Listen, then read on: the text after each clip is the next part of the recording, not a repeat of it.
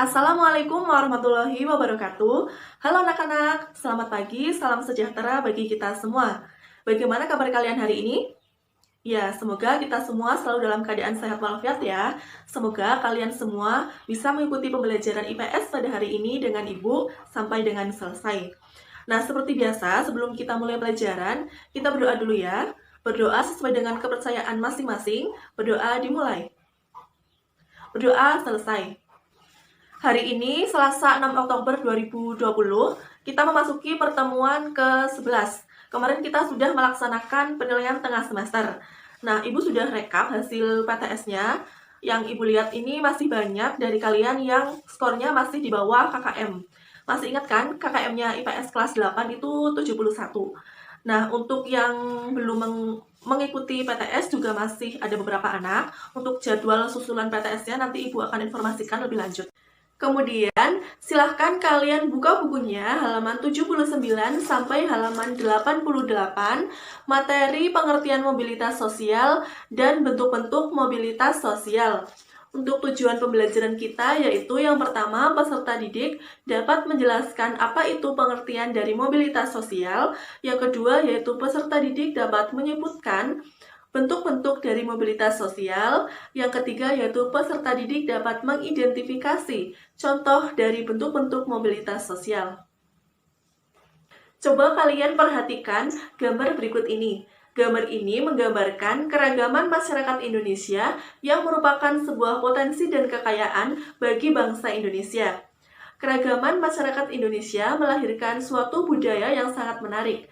Tidak hanya keragaman etnis, Indonesia memiliki banyak sekali keragaman, yang diantaranya yaitu keragaman budaya, keragaman agama, kegiatan ekonomi, dan lain-lain. Dalam kehidupan masyarakat Indonesia, dalam kehidupan kita sehari-hari, kita sering menjumpai berbagai macam keberagaman, diantaranya yaitu keberagaman atas profesi atau pekerjaan. Misalnya ada yang bekerja sebagai polisi, ada yang bekerja sebagai petani, sebagai penjahit, sopir, pegawai, majikan, dan lain-lain. Hal tersebut merupakan beberapa contoh keberagaman yang ada di masyarakat Indonesia dalam kehidupan sehari-hari. Selanjutnya, kalian coba baca cerita kesuksesan dari Mas Oid pada halaman 81. Saya sebut Mas Oid ini sebagai Mas M ya, biar lebih mudah. Nah, Mas M ini merupakan seorang anak yang berasal dari keluarga petani yang kurang mampu. Nah, keluarganya ini hanya bisa menyekolahkan Mas M ini hanya sampai pada tingkat SMP. Kemudian Mas M ini tetap bergigih untuk menjadi seorang yang sukses. Akhirnya dia pergi ke sebuah kota dan melanjutkan sekolah sambil berjualan koran.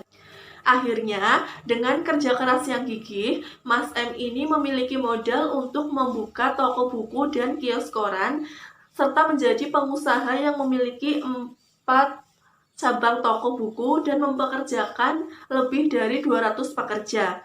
Nah, dari cerita keberhasilan Mas M ini, apabila kondisi ekonomi keluarga kalian sama dengan Mas M, mudah-mudahan kisah ini menjadi dapat inspirasi untuk kalian, dan apabila kondisi ekonomi kalian lebih baik daripada kisah Mas M ini, kalian tentu harus jauh lebih sukses dari Mas M. Kisah keberhasilan Mas M ini merupakan salah satu contoh dari mobilitas sosial. Nah, selanjutnya perhatikan gambar yang kedua. Ini adalah gambar seorang direktur yang sedang mengadakan pertemuan dengan staf atau karyawan di bawahnya. Apakah kalian tahu seorang direktur? Dan apakah kalian ingin menjadi seorang direktur? Dan bagaimana sih cara untuk menjadi seorang direktur? Nah, tentunya ada berbagai macam cara untuk melewati sebuah proses yang harus dilewati ketika seseorang ingin menjadi direktur. Salah satunya yaitu dengan merintis karir menjadi seorang karyawan biasa. Kemudian bekerja dengan giat dan penuh tanggung jawab, akhirnya lama-kelamaan akan menjadi seorang direktur. Nah, salah satu contoh dari seorang direktur ini merupakan proses dalam mobilitas sosial. Setelah kalian memperhatikan dua contoh tersebut, pasti kalian ingin bertanya, apa sih yang disebut dengan mobilitas sosial dan apa saja bentuk-bentuk mobilitas sosial? Mobilitas berasal dari bahasa Latin mobilis yang artinya mudah dipindahkan atau banyak bergerak dari satu tempat ke tempat yang lain. Sedangkan sosial di sini dapat diartikan sebagai seseorang atau sekelompok warga dalam kelompok sosial. Mobilitas sosial merupakan perpindahan posisi seseorang atau sekelompok orang dari satu lapisan tertentu ke lapisan yang lain. Mari kita kutip salah satu pengertian mobilitas sosial dari ahli Paul B. Horton, halaman 83. Mari kita bersama ya. Menurut Paul B. Horton, mobilitas sosial adalah suatu pergerakan perpindahan dari satu kelas sosial ke kelas sosial yang lain atau gerak pindah dari strata yang satu ke strata yang lainnya. Jadi sudah jelas kan ya, mobilitas sosial merupakan perpindahan posisi seseorang atau kedudukan seseorang atau sekelompok orang dari satu lapisan tertentu ke lapisan lain. Nah, perpindahan posisi seseorang ini dapat berpindah dari atas ke bawah ataupun sebaliknya, yaitu dari bawah ke atas.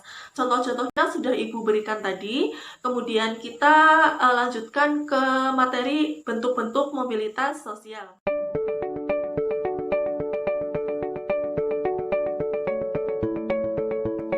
Terdapat dua bentuk mobilitas sosial, yaitu mobilitas sosial vertikal dan mobilitas sosial horizontal. Mobilitas sosial vertikal adalah perpindahan seseorang atau sekelompok orang dari suatu kedudukan sosial ke kedudukan sosial yang lain yang tidak sederajat, baik pindah ke tingkat yang lebih tinggi atau social climbing, maupun turun ke tingkat yang lebih rendah atau social sinking. Mobilitas vertikal terbagi menjadi dua, yaitu mobilitas vertikal ke atas atau social climbing, dan mobilitas vertikal ke bawah atau social sinking. Mobilitas vertikal ke atas atau social climbing adalah mobilitas yang terjadi karena adanya peningkatan status atau kedudukan seseorang atau naiknya orang-orang yang berstatus sosial rendah ke berstatus sosial yang lebih tinggi. Sedangkan mobilitas vertikal ke bawah atau social sinking adalah mobilitas yang terjadi karena adanya penurunan status atau kedudukan seseorang.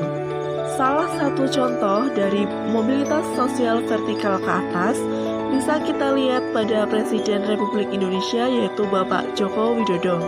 Sebelum beliau menjadi seorang Presiden Republik Indonesia, beliau menjabat sebagai Wali Kota Surakarta pada tahun 2005. Kemudian beliau menjabat sebagai Gubernur DKI Jakarta pada tahun 2012 sampai 2014.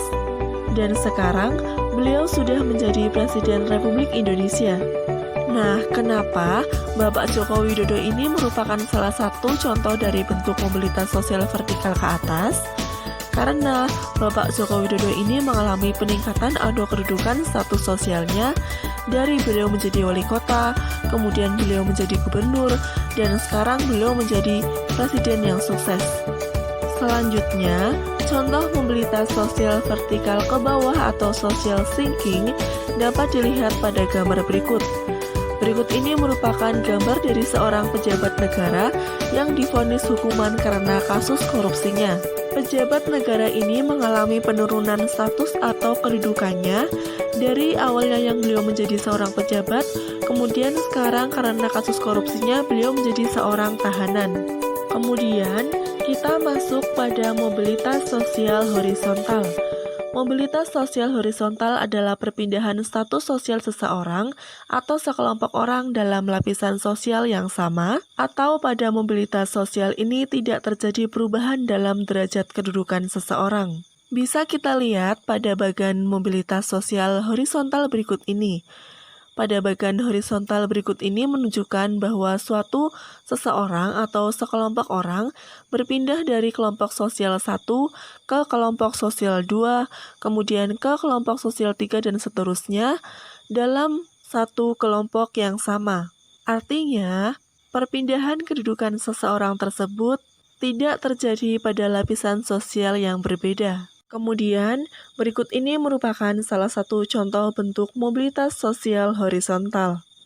Dalam contoh tersebut, terdapat kepala sekolah yang dipindahkan tugasnya dari SMP Negeri 1 Bandung ke SMP Negeri 2 Bandung. Hal tersebut merupakan contoh mobilitas sosial horizontal karena kepala sekolah tersebut hanya berpindah tempat tugasnya, namun tetap menjadi seorang kepala sekolah di SMP Negeri 2 Bandung. Agar kalian lebih paham mengenai bentuk-bentuk mobilitas sosial, coba perhatikan lagi contoh kasus berikut ini. Kasus yang pertama, Ibu Damaris adalah seorang guru di salah satu sekolah di Provinsi Papua. Sebagai guru IPS, beliau menjalankan tugasnya dengan baik. Tidak hanya mengajar, beliau juga melaksanakan administrasi dengan penuh tanggung jawab. Karena berbagai prestasinya, Bu Damaris diangkat menjadi kepala sekolah. Gerak sosial dari seorang guru menjadi kepala sekolah atau naik jabatan pada kasus Bu Damaris ini merupakan salah satu bentuk mobilitas sosial vertikal. Kasus yang kedua, Pak Gayus adalah seorang anak pengusaha yang memiliki usaha perkebunan teh di beberapa tempat di daerah Jawa Barat. Beliau mengembangkan usaha dengan membuka usaha baru yakni bisnis pertambangan. Namun, usaha pertambangan beliau tidak berhasil hingga akhirnya bangkrut. Kini, beliau memulai sebagai pengusaha kecil yakni menjadi agen penjualan teh. Gerak sosial Pak Gayus ini mengalami penurunan pada kasus ini. Ini juga merupakan contoh mobilitas sosial vertikal ke bawah. Kemudian kasus yang ketiga, Bapak Zainuri, seorang kepala sekolah di salah satu SMP di Jawa Timur yang sudah kerja selama 8 tahun menjabat. Dinas Pendidikan memindahkan Pak Zainuri ke sekolah lain dan tetap menjabat sebagai kepala sekolah. Gerak sosial yang dialami Pak Zainuri juga merupakan contoh bentuk mobilitas sosial horizontal. Setelah kalian mempelajari pengertian dan contoh-contoh mobilitas vertikal dan horizontal, kalian tentu memperoleh pelajaran penting bagaimana gerak kehidupan manusia. Apabila saat ini sedang berada di lapisan paling bawah, orang yang merasa dirinya berada di lapisan paling bawah tidak perlu berkecil hati, asalkan tetap berusaha dengan tekun. Sikap pantang menyerah merupakan kunci keberhasilan meraih cita-cita. Sekian pembelajaran pada hari ini, kurang lebihnya mohon maaf. Wassalamualaikum warahmatullahi wabarakatuh.